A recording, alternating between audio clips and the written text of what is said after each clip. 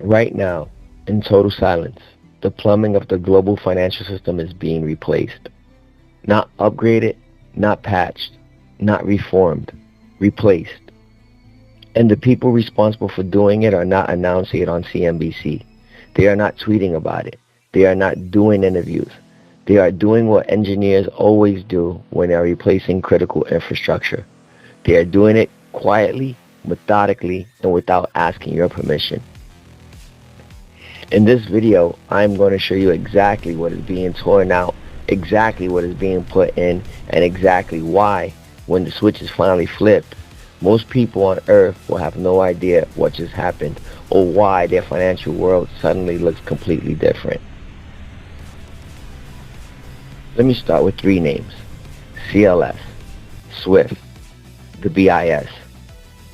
You have heard these names, but most people, even people who follow crypto closely, have no real idea what these three things actually do. So let me tell you. SWIFT is the messaging layer. When your bank sends money to a bank in another country, SWIFT is the language they use to communicate the instruction. It does not move money. It moves messages about money. Think of it as a very old, very slow, very expensive telephone network for banks. CLS, Continuous Linked Settlement, is the settlement layer. It is the system that actually synchronizes the exchange of currencies between banks so that neither side defaults. When Dutch Bank and JP Morgan are exchanging euros for dollars, CLS is the mechanism that makes sure both sides deliver simultaneously. It settles roughly $5 to $10 trillion per day, every single day. The BIS, the Bank for International Settlements, is the central bank of central banks. It sits above all of them. It sets the rules.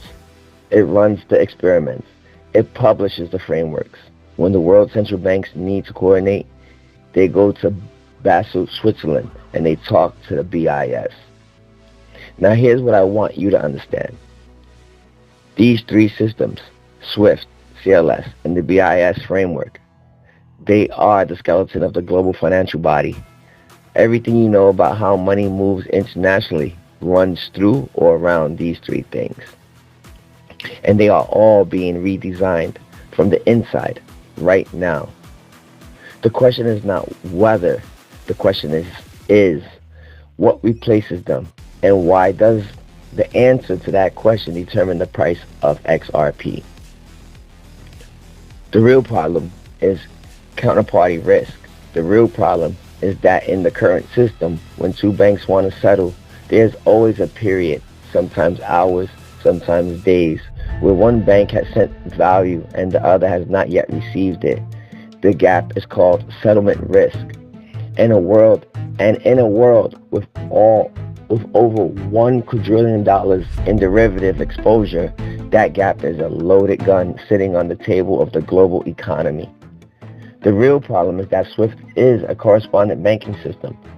To send money from a small bank in Nigeria to a small bank in Vietnam, the instruction has to hop through sometimes 4 or 5 intermediary banks, each taking a fee, each adding a delay, each adding a new point of failure.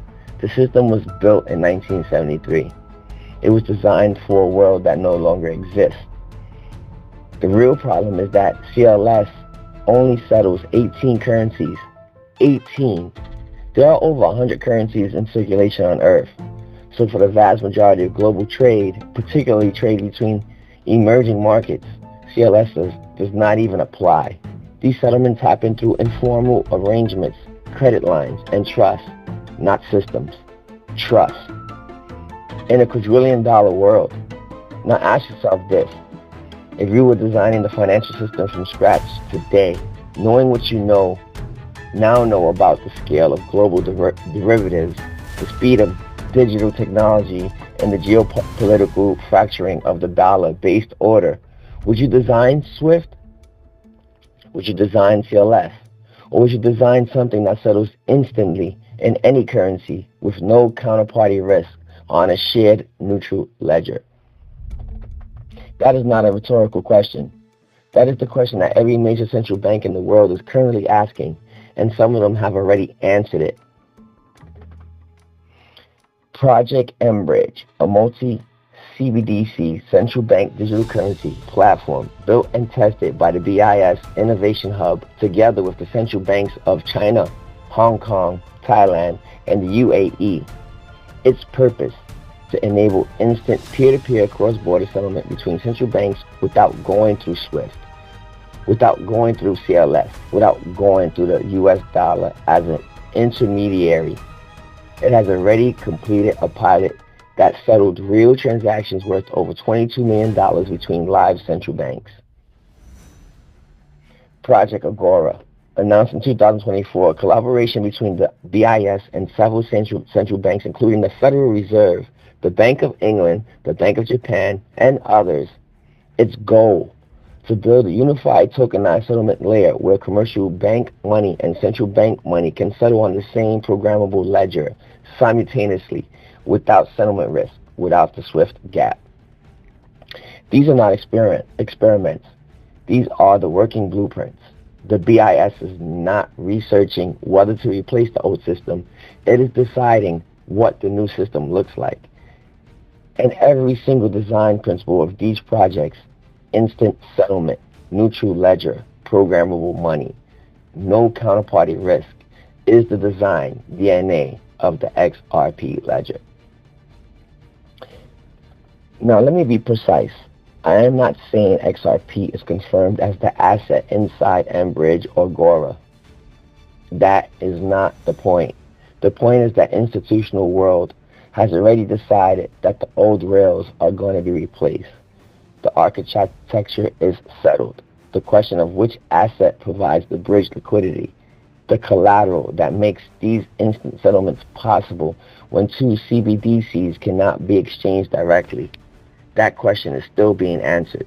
And every technical requirement these projects demand points to exactly one kind of asset: neutral, borderless, instant finality, deep liquidity, programmable. You know what asset that is.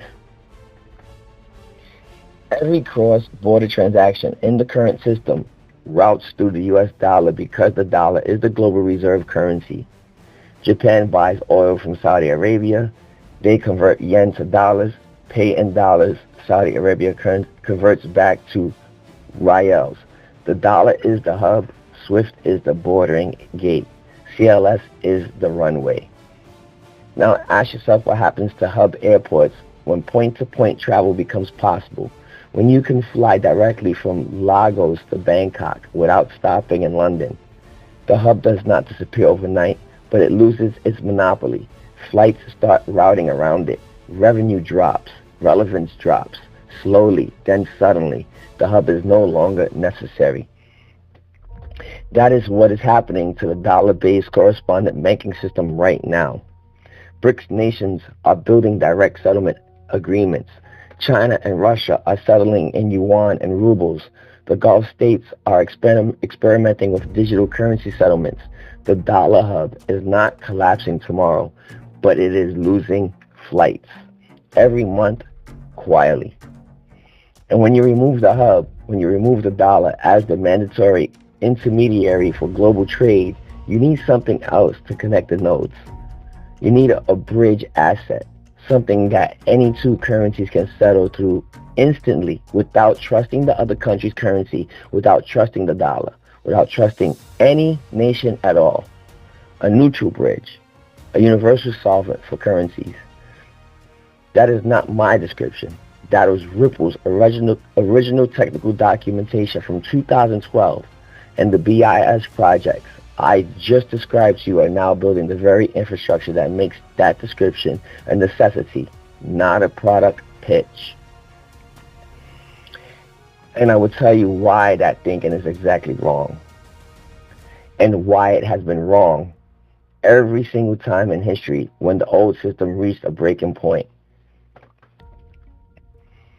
When FDR revalued gold in 1934, it did not take a decade. It took one executive order. Overnight, When Nixon closed the gold window in 1971, it took one Sunday evening television address. When Brazil launched the Real Plan in 1994 and wiped out the Cruzeiro Real, it happened on July 1st. One date, one decree. Years of quiet planning followed by one administrative action. The preparation takes decades. The switch takes seconds.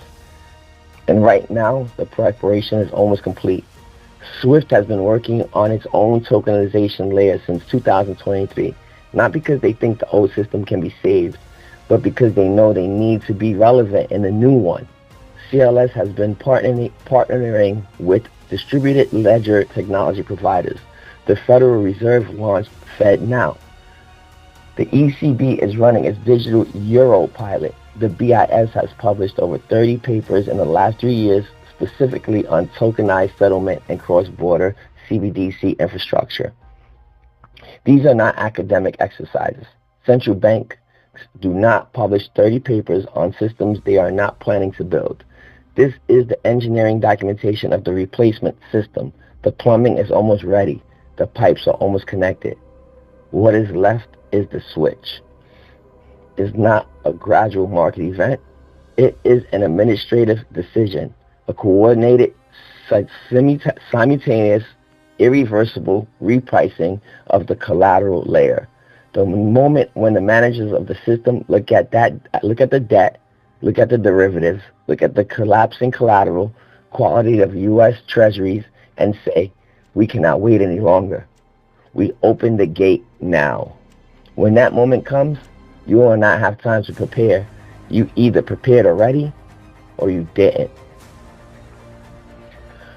SWIFT was built in 1973. CLS was built in 2002. The BIS framework has been running since 1930. These are old systems, powerful systems, but old.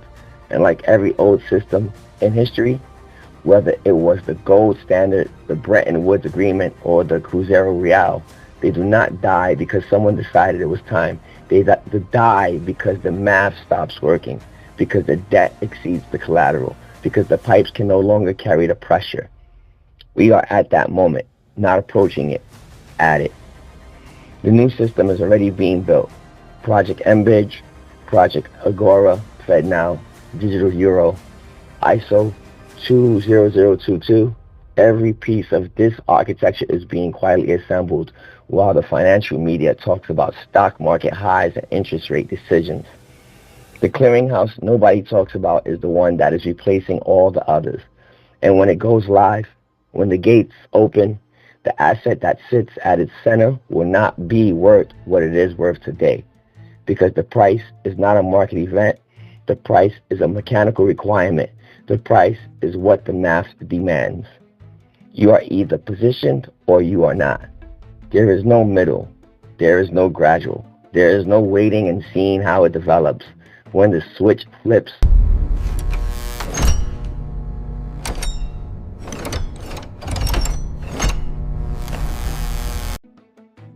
it is over.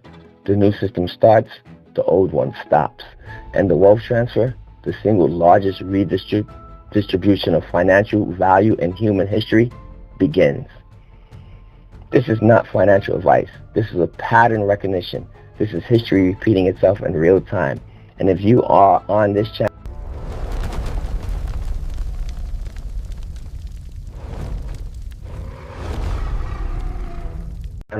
you already know which side of that transfer you want to be on.